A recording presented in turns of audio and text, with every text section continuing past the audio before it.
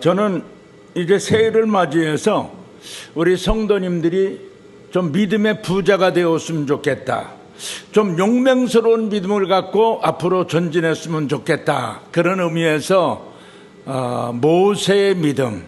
여러분 히브리서 11장을 읽어보면은 믿음이라고 하는 단어가 26번이나 기록돼요. 믿음 거의 매절마다 믿음에 대해서 말씀하고 있어요.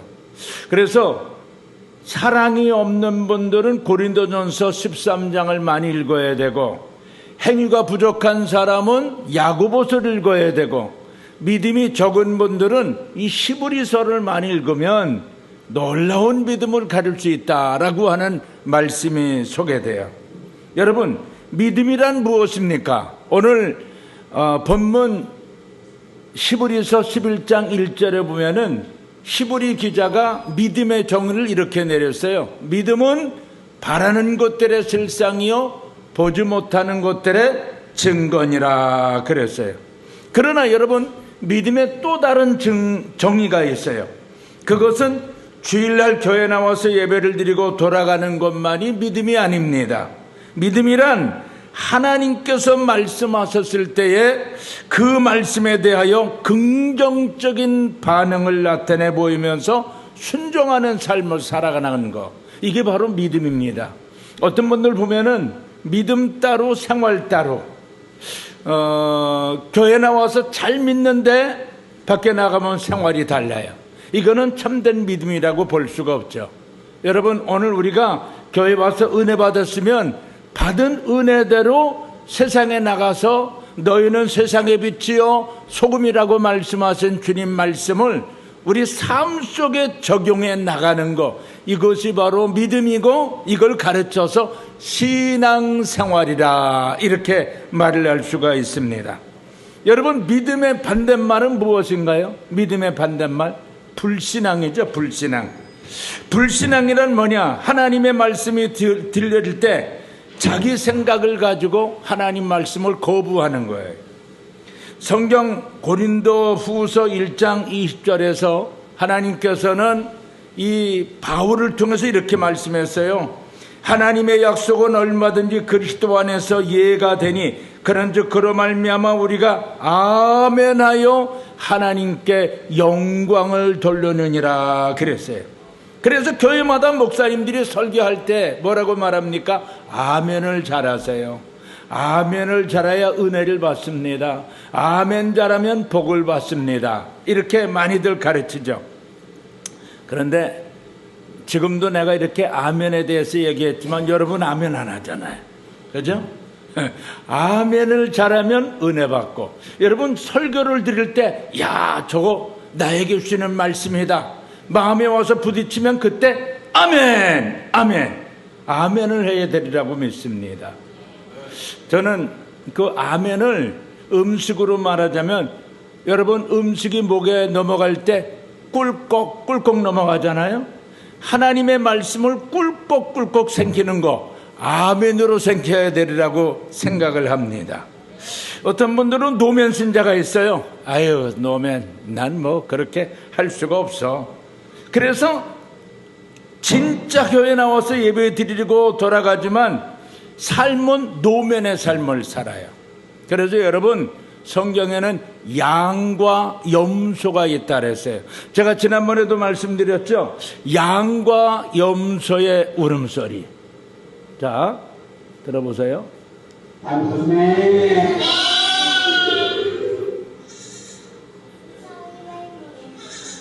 자, 이게 양의 울음소리.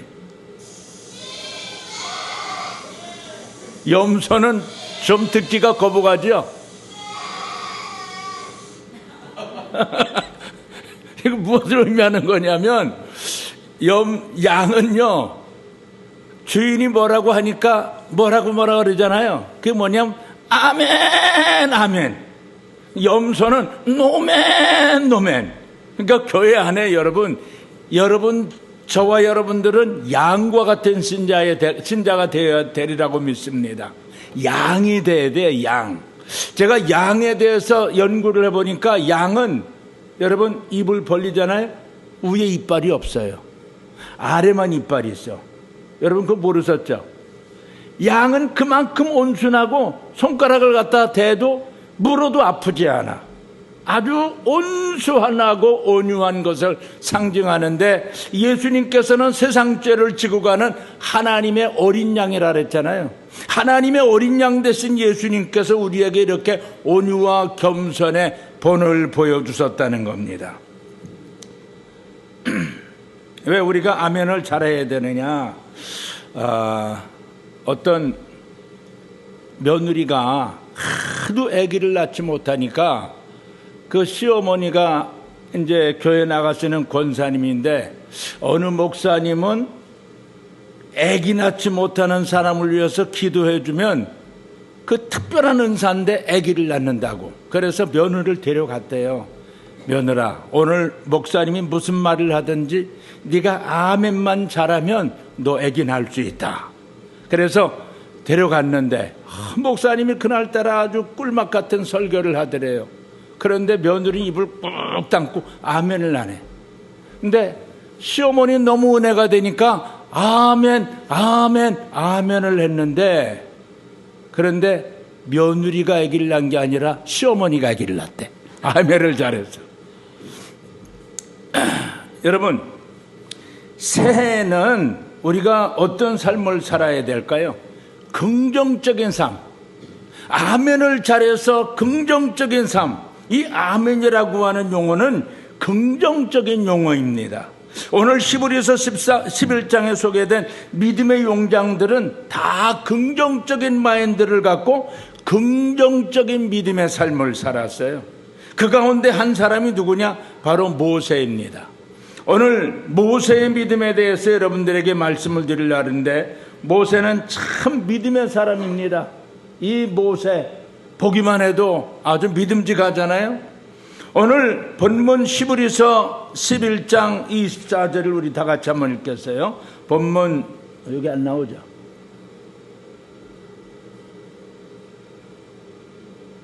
네. 24절만 같이 읽겠어요. 시작. 믿음으로 모세는 장성하여 바로의 공주의 아들이라 칭함받기를 거절하고. 자, 여러분, 모세의 참 믿음이 무엇일까요? 모세의 참 믿음. 모세는 거절했다. 무엇을 거절했냐? 세상 것들을 거절하는 믿음이었어요. 여기 보면 모세는 장성하여 바로의 공주의 아들이라 칭함을 거절했다 그랬어요. 모세에게 이 참 믿음이 있었기에 세상에 속한 것들을 단호히 거절할 수 있었던 거예요. 여러분, 세상에 속한 것이 무엇이었어요? 공주의 아들이 되는 것이었어요. 바로의 공주의 아들이라는 신분은 상당한 권력과 부귀와 영광을 수반하는 놀라운 직책입니다. 그러나 모세가 하나님을 향한 신앙의 사람으로 장성하였을 때 그는 믿음으로 바로의 공주의 아들이라 칭함을 거절했다는 거예요. 여러분이 대통령의 아들인데 나는 대통령의 아들이 아니야, 난 평민과 같이 될 거야, 대통령의 아들이라는 칭호를 거절할 수 있을까요? 그런데 모세는 거절했다는 거예요. 그것은 그가 누릴 수 있는 모든 세상적인 가치와 권세와 부귀와 영광을 포기하는 것이었어요.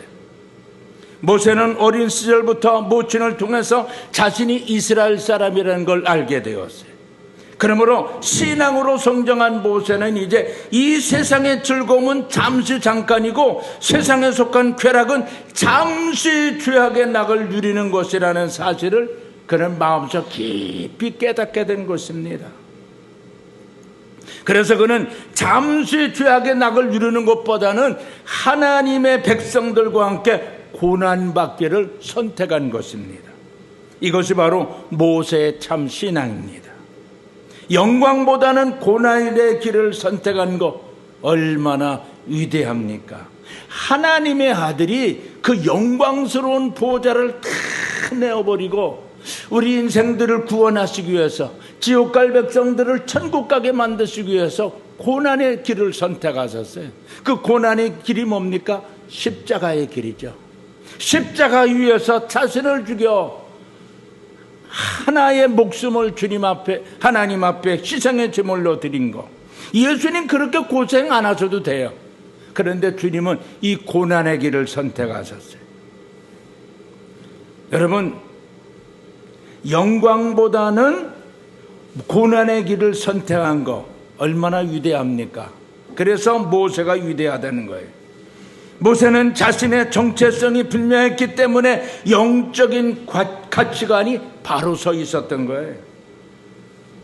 여러분, 우리 그리스도인들은요, 어디에 가치를 둬야 될까요? 세상 것에 가치를 두고 사는 사람, 영적인 것에 가치를 두고 사는 사람, 이게요, 하늘과 땅 차이입니다. 그리고 영적인 가치관을 기초해서 생각해 볼 때 애굽의 왕자의 자리는 어마어마한 거였죠, 육적으로 생각한다면. 그러나 이것은 잠시 죄악의 낙을 누리는 허무한 자리라고 말하고 있어요. 만일 모세가 공주의 아들이 되기만 한다면 세상에 속한 모든 부귀영화를 한 몸에 누릴 수가 있어요. 이때 당시 세계 나라는 애굽 나라는 세계를 제패하는 나라였습니다. 어느 나라도 이 나라를 당할 나라가 없었어요. 이 어마어마한 나라. 이스라엘 사람으로서 애굽의 왕이 될 수 있었던 것은, 될 수 있다는 것은 꿈만 같은 일이에요. 그가 만약에 그 자리를 지키고 있다면, 공주의 아들이라는 자리를 지키고 있다면 왕이 될 수도 있는 아주 좋은 자리였어요. 100년에 한 번 올까 말까 하는 유일한 기회였습니다. 모세가 이 기회를 바로 붙잡기만 한다면 세계적인 왕이 될 수가 있었어요. 그런데 모세는 믿음이 있었기 때문에 그 유일한 기회를 거절했던 거예요. 믿음의 눈을 떴기 때문에 세상의 쾌락과 세상에 속한 것을 단호히 거절할 수가 있었던 거예요. 여러분, 여기 본문에 보면 공주의 아들이라 칭함받기를 거절하였다라고 말하고 있어요. 모세가 공주의 아들이 된다면 호위무사들이 그 줄을 따랐을 거예요. 어느 누구 하나 모세에게 손댈 사람이 없어요. 그런데 모세는 공주의 아들이 되는 것을 단호히 거절했어요. 여러분, 모세가 왕자의 자리를 버리고 천민의 자리, 노예의 자리를 선택한 것은 모세의 위대한 믿음의 가치관에서 나왔다는 거예요. 여러분, 잠깐의 죄악의 낙을 누리는 것보다 하나님의 백성들과 고난받는 것을 좋아한 것은 그만큼 영적인 가치가 귀하였다는 것을 알고 있었기 때문이에요.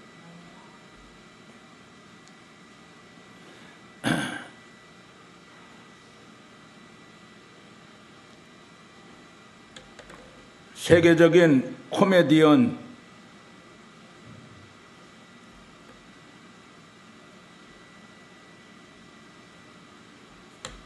영적 가치관은 인생을 선택할 수 있는 아주 중요한 것을 발휘해 주고 있어요.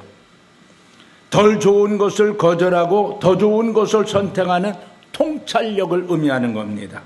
최고의 것을 얻기 위하여 덜 좋은 것을 거절할 수 있는 힘은 영적 가치관이 없으면 이건 불가능합니다. 그래서 차선은 최선의 적이라고 하는 말이 있어요. 참된 믿음을 가진 성도들이라면 최선의 것을 선택하기 위해서 덜 좋은 것을 단호히 버려야 돼요. 그렇지 않으면 차선 때문에 최선을 못 선택하게 되고 차선을 선택하는 바람에 인생의 행복과 축복의 기회를 잊어버리는 경우가 허다한 것입니다.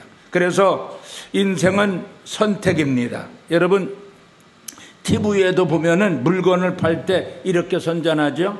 순간의 선택이 10년을 좌우한다고. 순간의 선택이 10년을 좌우합니다. 아니, 순간의 선택이 평생을 좌우합니다. 더 멀리 생각하면 순간의 선택이 영원을 좌우하는 거예요. 영원을. 여러분, 우리가 순간적으로 예수님을 선택하여 예수님을 믿게 된 것은 그 선택은 정말 잘한 선택이에요. 여러분이 예수 그리스도를 선택하심으로 영생의 자리에 들어가게 되었고, 예수 그리스도를 저버리게 되면 영원한 지옥의 형벌을 받게 되었으니 저와 여러분들은 다 복받은 줄로 믿으시기를 바랍니다. 지금은 모릅니다. 이 세상을 사니까 신자나 불신자가 아주 똑같이 사는 것 같지요. 세상 사람들이 우리를 볼 때 예수 믿는 너나 안 믿는 나나 뭐 똑같지. 근데 똑같지가 않아요. 예수 그리스도를 선택하고 믿음을 선택한 사람의 그 영적인 가치관은 영생을 얻는 거죠. 영원히 사는 거죠. 그러므로 우리는 최선의 것을 선택하기 위해서 반드시 차선의 것을 거절할 수 있는 힘을 길러야 됩니다. 그것을 위해서 영적 가치관을 분명하게 세워야 돼요. 예수님께서 우리에게 가르쳐준 영적 가치관이 마태복음 6장 33절에 기록되어 있는데, 주님이 이렇게 말씀하셨죠. 너희는 먼저 그의 나라와 그의 의를 구하라. 그리하면 이 모든 것을 너희에게 더하시리라. 이게 영적 가치관이에요. 그의 나라와 그의 의를 먼저 구하는 것. 여러분, 하루를 시작하기 전에 하나님 앞에 나와서 새벽에 묵상하면서 주야, 오늘 하루의 삶을 주님이 인도하옵소서. 한 주가 시작되기 전에 주일날 교회 나와서 하나님 또 한 주가 시작됩니다. 이 한 주를 주님께 맡깁니다. 주님의 영광을 위해 살게 하옵소서. 이게 영적인 가치. 여기에 가치가 있기 때문에 우리가 하나님 앞에 나오는 거 아니겠어요? 거창고등학교를 설립하신 전영창 교장 선생님이 학생들에게 정해준 10계명이 있대요. 직업 10계명. 첫째로는 월급이 적은 쪽을 선택하라. 둘째로는 내가 원하는 것이 아니라 나를 필요로 하는 곳을 택하라. 셋째로는 승진의 기회가 거의 없는 것으로 택하라. 넷째로는 모든 것이 갖추어진 것을 피하고 처음부터 시작해야 하는 황무지를 택하라. 다섯째로는 앞을 다투어 모여드는 것은 절대 가지 말라. 여섯째로는 장래성이 전혀 없다고 생각하는 곳으로 가라. 일곱 번째로는 사회적 존경 같은 건 바라볼 수 없는 곳으로 가라. 여덟째 계명은 한가운데가 아니라 가장자리로 가라. 아홉 번째 계명은 부모나 아내가 약혼자가 결세 반대하는 곳이면 틀림없이 의심치 말고 가라. 마지막 열 번째로는 왕관이 아니라 단두대가 기다리고 있는 곳으로 가라. 여러분, 저와 여러분 같으면 이렇게 할 수가 있겠어요? 근데 예수님께서 여기에 대한 답을 주셨더라고요. 예수님 뭐라고 말씀하셨냐면, 살고자 하는 자는 죽고 죽고자 하는 자는 산다. 할렐루야. 여러분, 우리가요 한 알의 밀알이 되어서 땅에 떨어져 죽을 때 많은 열매를 맺는다 그랬는데, 우리가 희생하지 않으면 열매는 없는 거예요. 하나님은 미래를 내다보시는 분이세요. 여기에 나오는 직업 10계명은 철저히 기독교적 영적 가치관 위에서 형성된 겁니다. 안정된 삶이 아니라 도전과 모험을 하라는 거예요. 성공이 아니라 사명을 가지고 가치 있는 삶을 선택하라는 거예요. 그리고 하나님의 뜻이 있는 곳에 가서 일하라고 하는 것입니다. 지금은 손해를 보더라도 멀리 내다보고 비전이 있는 곳을 선택하라고 하는 거예요. 여러분, 그래서 모세가 위대한 거예요. 모세는 왕자의 자리를 거절하고 하나님의 백성과 함께 고난받는 노예 백성의 자리를 선택했다는 거예요. 현실을 바라보고 그렇게 했다면 절대로 왕자의 자리를 거절할 수가 없죠. 아니, 이 땅의 살만을 생각하는 인본주의적 가치관을 가졌다면 절대로 왕자의 신분을 버릴 수가 없었어요. 모세는 영원한 세계 천국을 내다본 것입니다. 전설적인 시국 배우 찰리 채플린이라는 사람이 있어요. 금방 나왔던 사람. 이 사람이 이런 말을 했어요. 인생은 가까이 보면 비극이지만 멀리서 보면 희극이다. 그러므로 나는 항상 멀리서 인생을 보려고 놀아간다. 이 얼마나 의미가 있는 말인지 몰라요. 우리가 왕자의 신분을 거절하고 노예 백성의 신분을 선택한 모세의 인생을 가까이서 보면 너무나 비극적이었죠. 그러나 멀리 떨어져서 3500년이 지난 지금 믿음의 눈으로 보면 모세의 선택은 기가 막힌 역전 드라마였습니다. 여러분, 그래서 인생은 멀리 내다볼 줄 알아야 돼요. 우리나라 말에도 벌레의 눈을 가진 사람은 망하지만 새의 눈을 가진 사람은 흥한다. 독수리는 사슴잎 밖에서 먹이를 바라본대요. 그 높은 데서. 저 우주 밖에 계신 하나님, 시간 밖에 계신 영원하신 하나님의 관점으로 내 인생을 바라봐야 돼요. 하나님의 말씀을 기준으로 영적 가치관을 세우고 영원한 관점에서 내 인생을 보면서 선택할 때 우리도 모세와 같이 기가 막힌 역전 드라마의 인생을 살게 될 줄로 믿습니다. 여러분, 믿음이 있는 사람은요, 영적인 가치관을 갖고 미래를 설계해야 돼요. 믿음이 없는 사람은 세상에 속한 것들, 세상 가치를 더 귀하게 여깁니다. 그리고 세상에 속한 것들을 거절하지 못해요. 그러나 참된 믿음이 있는 사람들은 세상에 속한 것들을 단호히 거절하고 영적인 것을 붙잡는 거예요. 영적인 가치가 중요하다는 것을 알고 있었기 때문이에요. 그 한 가지 예로 구약성에 보면 야곱과 에서가 소개되는데, 야곱은 꿈의 사람, 믿음의 사람 아닙니까? 늘 하나님만 붙잡고 기도하면서 말씀 안에 살던 사람인데, 에서는 세상 것을 좋아해서 들로 산으로 짐승을 잡아 사냥하기를 좋아하고, 하나님은 아예 염두에 두지도 않고 예배도 없고 기도도 없는 그런 삶을 살았죠. 그러다 어느 날 에서가 사냥하고 돌아오는 길목에서 야곱이 팥죽을 썼어요. 팥죽을 써서 그 냄새가 모락모락 나는 그 팥죽을 에서가 냄새를 맡으면서 배고파 죽겠네, 저 한 그릇 먹으면 좋겠다. 그래서 에서가 어떻게 했어요? 동생 야곱에게 가서 나한테 팥죽 한 그릇만 달라고. 그랬더니 야곱이 뭐라 그랬어요? 세상에 공짜가 어디 있냐고. 공짜로 줄 수는 없다고. 그러면 어떻게 하면 좋으냐? 형님의 그 장자권을 나한테 팔라고. 그런데 이 에서의 어리석음이 뭡니까? 덜렁, 그래, 이 장자가 뭐 배고파 죽겠는데 뭐가 필요하냐? 장자권을 팔아버렸어요. 여러분, 이스라엘 사람들은요, 장자권을 가져야 아버지에게 축복권을 받고, 그리고 또 그 재산을 다 물려받을 수 있어요. 그런데 순간 배고픔을 면하기 위해서 너 하나 가져라 하고 팥죽 한 그릇에 장자권을 팔아버렸어요. 그래서 시브리서 12장 16절 17절에 읽어보면, 음행하는 자와 혹 한 그릇 음식을 위하여 장자의 명분을 판 에서와 같이 망령된 자가 없도록 살피라 그랬어요.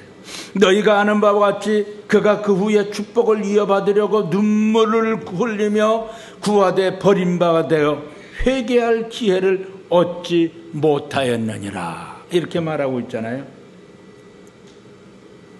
여러분, 모세는 믿음이 있었기에 세상에 속한 가치들을 단호히 거절하고 영적으로 가치가 아주 높은 이 고난의 길을 선택했어요.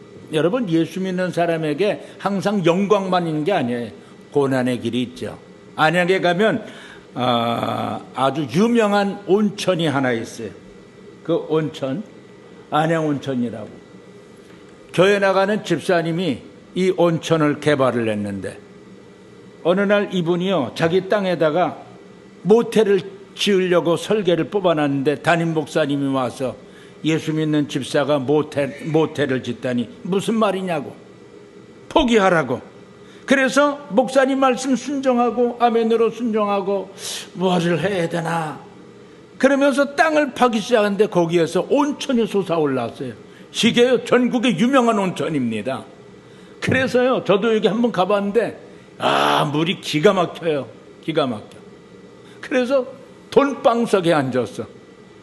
하나님 앞에 11조도 제일 많이 드리는 집사님이 되었고, 지금 이제 장로님 되었는데, 여러분, 이 선택이요, 이만큼 중요한 거예요.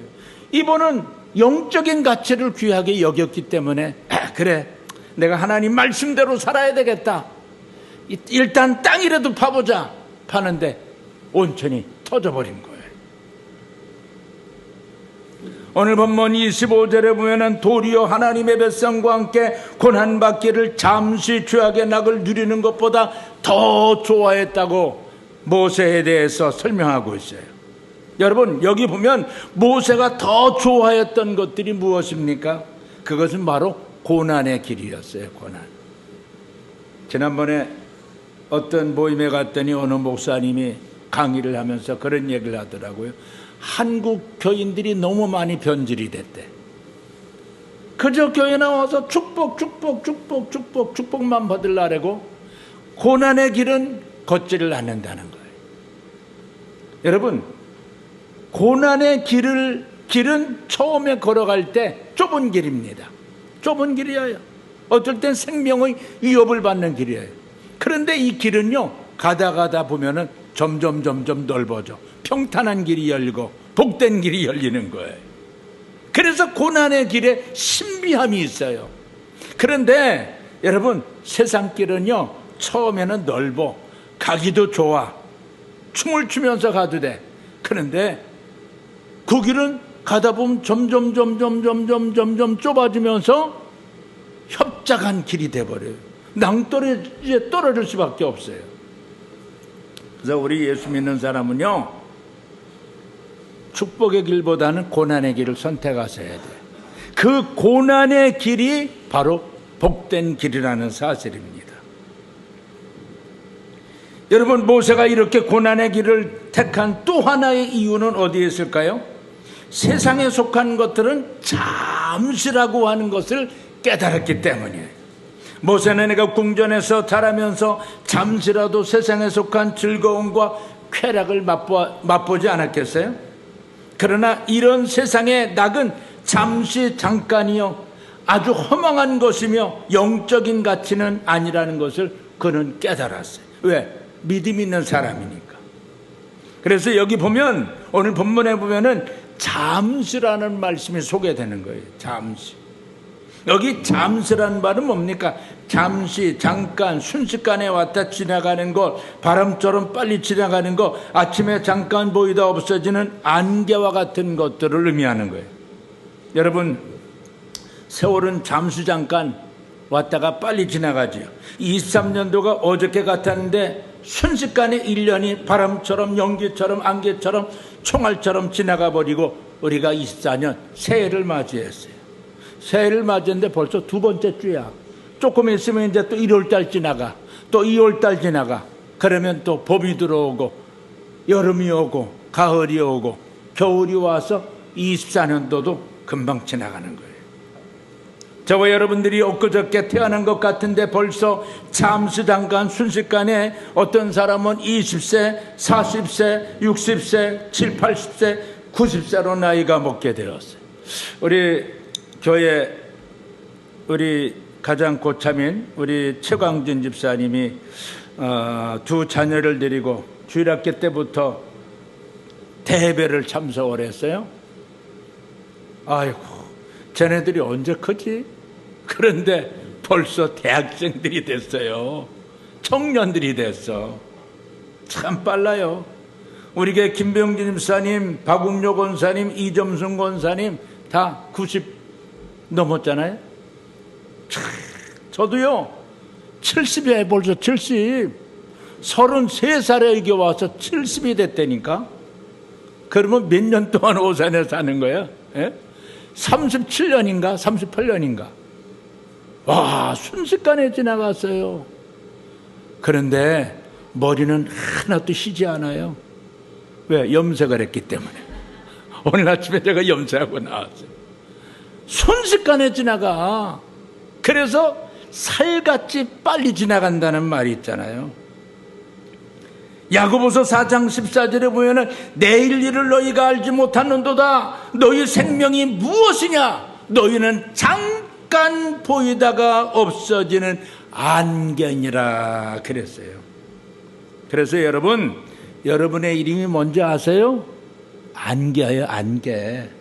김씨를 가진 분은 김안개, 이씨는 이안개, 박씨는 박안개. 우리 우금주 성도님 그동안 조금 빠졌었는데 이렇게 나와서 얼마나 반가운지 몰라요. 우안개야, 우안개. 여러분, 잠시 잠깐 이 땅에 오셨다가 떠나게 되는 거예요. 우리의 생명은 아침에 잠시 잠깐 보이다 없어지는 안개처럼 세상을 떠날 날이 빨리 속히 돌아오고 있습니다. 그래서 세상에 속한 것들은 오래 갈 것 같지만 잠시 잠깐이라는 거예요. 여러분, 찬송가 가사에도 보면은 우리 잠깐만 지나면 영원히 즐거운 곳에서 거룩한 아버지 모시고 기쁘고 즐겁게 살겠네. 거기서 기쁘고 즐거운 집에서 거기서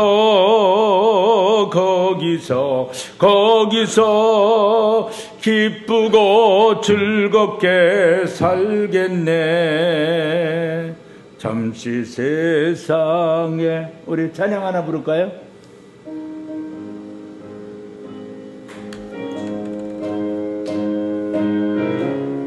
일 절만 부릅니다.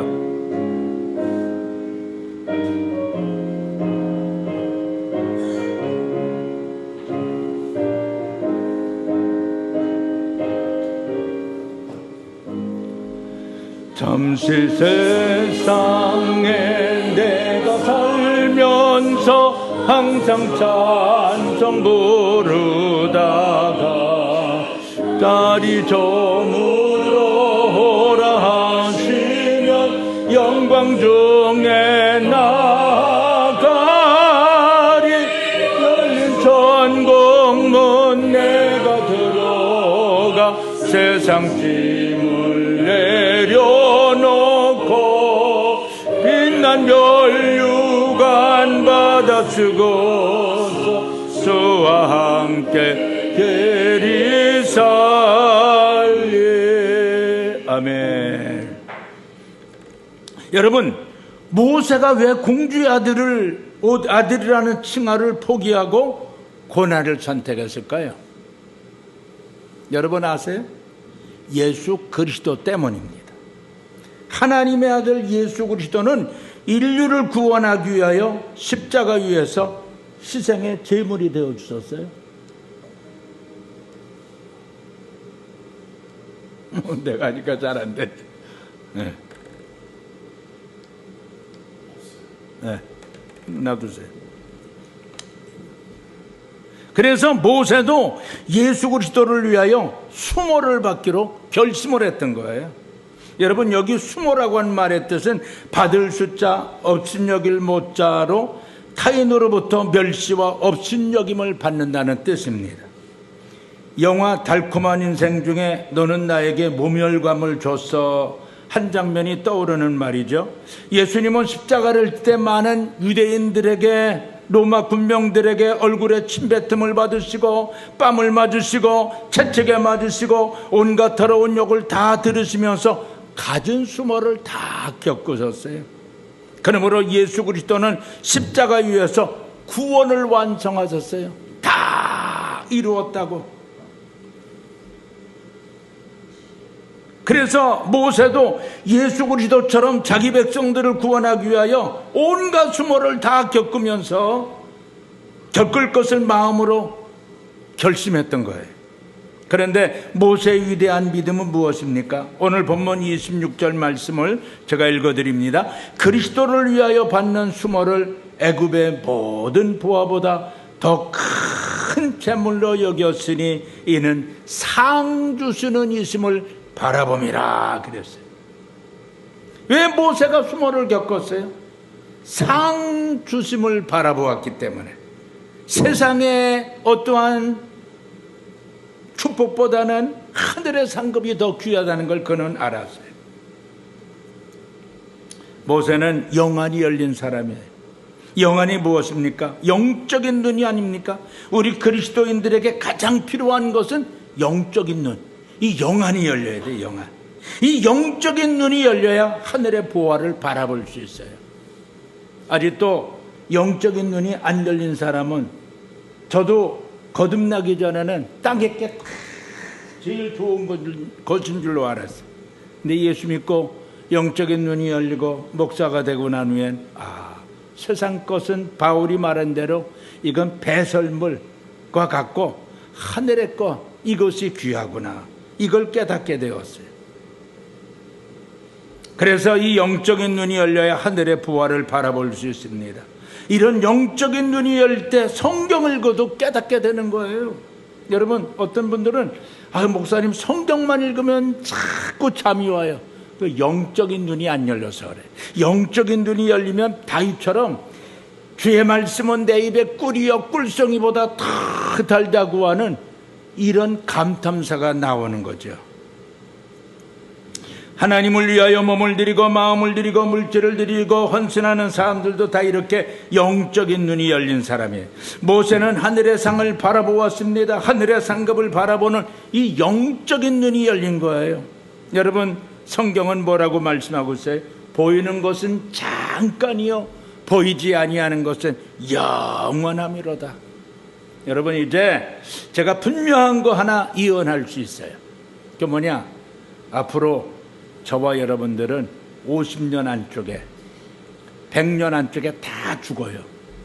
여기서 영원히 살지 못해요. 제가 며칠 전에 우리 집사람한테 이런 얘기를 했어요. 여보, 나는 당신보다 먼저 죽을 것 같아. 나 먼저 죽으면 어떻게 살지? 이상하게 그런 생각이 들어와요. 그래서 오늘 제가 새벽기도 나와가지고 하나님께 그렇게 기도했어요. 하나님, 저는 끝까지 주님의 복음을 위해 살다가 천국 가고 싶은데 갈렙처럼, 갈렙이 85세에 내가 가나안 땅을 정복할 때처럼 똑같은 힘을 가졌다. 그런데 하나님 85세 내지 한 90세까지는 복음을 위해 살다 천국 가게 해달라고 그렇게 개인적으로 기도를 한 적이 있었는데요. 사도 바울도 이런 믿음의 사람이었기 때문에 디모데후서 4장 8절에서 하늘에 예비해 놓으신 의의 멸관을 바라보았다. 또 바울은 로마서 14장 7절과 8절에서 우리 중에 누구든지 자기를 위하여 사는 자가 없고 자기를 위해 죽는 자도 없도다. 우리가 살아도 주를 위해 살고 죽어도 주를 위해 죽나니 그러므로 사나 죽으나 우리가 주의 것이로다. 여러분, 사나 죽으나 주의 것이 되기 위해서는 우리가 사나 죽으나 주를 위해 살아야 될 줄로 믿습니다. 땅의 것에 욕심 부리지 마시고 하늘의 상급을 바라보는 현명한 성도, 지혜로운 성도, 미래를 내다볼 수 있는 24년도에는 정말 결코 나는 이제부터는 세상에 빠지지 않고 하늘나라를 바라보며 저 영원한 기업, 저 나라를 바라보면서 내가 살아야 되겠다 하시면서 여러분 천국 준비 잘하시고 미래를 위해서 준비 잘하시고 여러분 잘 믿어서 후손들에게 좋은 믿음을 유업으로 남겨줄 수 있는 저와 여러분 되시기를 주님의 이름으로 축복합니다. 기도합니다. 하나님 아버지, 감사하고 감사합니다. 이 세상이나 세상에 있는 것들을 사랑하지 말라. 누구든지 세상을 사랑하면 아버지의 사랑이 그 안에 있지 아니하니 이는 세상에 있는 모든 것이 육신의 정욕과 안목의 정욕과 이생의 자랑이니 다 아버지께로부터 온 것이 아니요 세상으로부터 온 것이라. 이 세상도 그 정욕도 지나가되 오직 하나님의 뜻을 행하는 자는 영원히 거하느니라고 말씀하셨사오니 주여, 저희들은 이 땅 위에 살면서 하나님의 뜻을 행하려 하늘나라를 기업으로 받는 주님의 귀한 백성들 되게 하여 주시옵소서. 예수 그리스도의 이름으로 간절히 축복하며 기도하옵나이다. 아멘.